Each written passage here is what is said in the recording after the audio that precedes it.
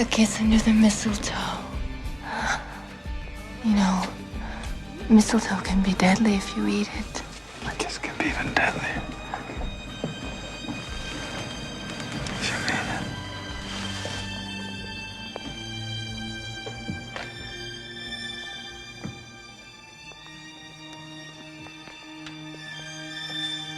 Oh my God.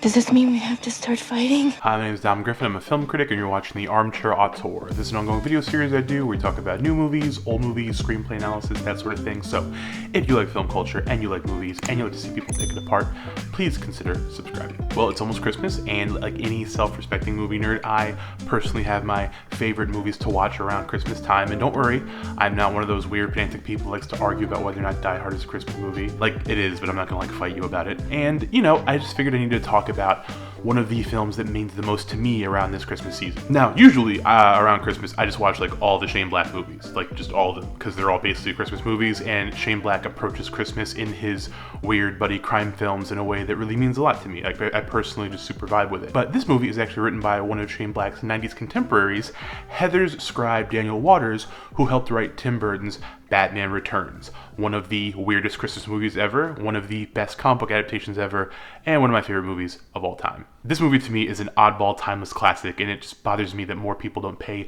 homage to it on a daily basis. It's no secret on this channel how much I love Batman in all forms, literally all forms, even when that form is the Batmonk episode of Alvin and the Chipmunks. Batman is great, and Batman Returns is easily the weirdest Batman movie ever made. Sure, Batman Forever and Batman and Robin are wilder and more colorful, but they're just an outsized update of the Adam West camp era. Batman Returns is genuinely fucking unsettling. It's the horniest superhero ever made, and also one of the only superhero movies that truly captures exactly how fucked up the thematic underpinnings of the genre truly are. It's one of the purest distillations of Tim Burton's idiosyncratic approach to film, and as I once thought aloud the last time I watched it at Christmas time, appears to be the positive affirmation beacon he projected into the universe to bring him Helena Bonham Carter, so it's definitely important within his filmography. And before I launch into a litany of favorite things about the movie, we do need to address the fact that it's a genuinely good movie, with a largely coherent story, some truly gorgeous cinematography, captivating set design, and one of the best casts ever assembled in a comic book adaptation, from Robert Altman regular Michael Murphy as the mayor, to Christopher Walken as one of the most memorable villains in cinema history. Like, seriously, you motherfuckers simped for Joaquin as the Joker when Max Schreck fucking exists? Yawn. The movie does get valid criticism for, like most Batman movies, not focusing essentially on Michael Keaton's amazing Batman performance in lieu of fleshing out his curious interpretations of the mythology's many colorful villains. Like, okay, yes, Batman doesn't show up for like a whole 15 minutes, but when he does, it's the coolest fucking character introduction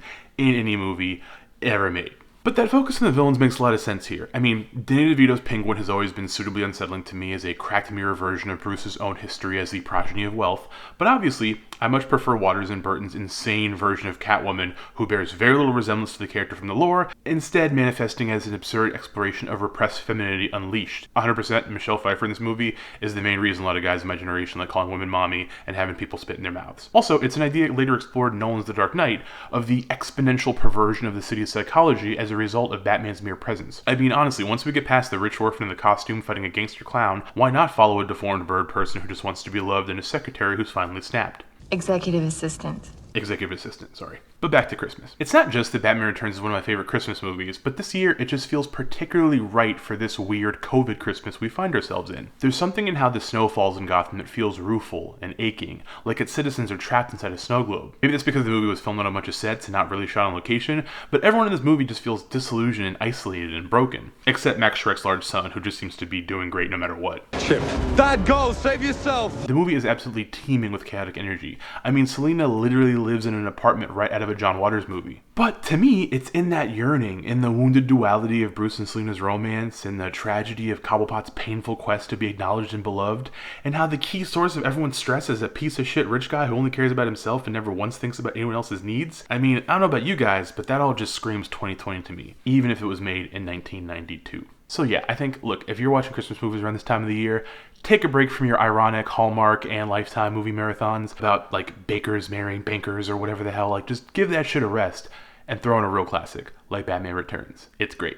Well, hope you guys like this video. Thank you for watching. Thank you for indulging me in talking about one of my favorite movies ever for just no real reason because it's Christmas and I love Batman. And if you've never seen it or like you haven't watched it recently, trust me, just put it on. Like you'll be so happy you did. Like, and if you don't like it, if you decide to watch Batman Returns, like with your family or by yourself or whatever, and you are unhappy with it, you can message me in the comments and tell me about it. And like I won't give you like your money back or something, but I'll be like, oh, that sucks. It's really good. If you like this video, give it a thumbs up. If you have not subscribed, subscribe. Hit the little bell icon to get notifications for when I put out new videos. I hope everyone's being good to each other and yourselves, wearing your masks, all that jazz. Thank you guys again for watching. Stay safe. I'll see you guys in the next one.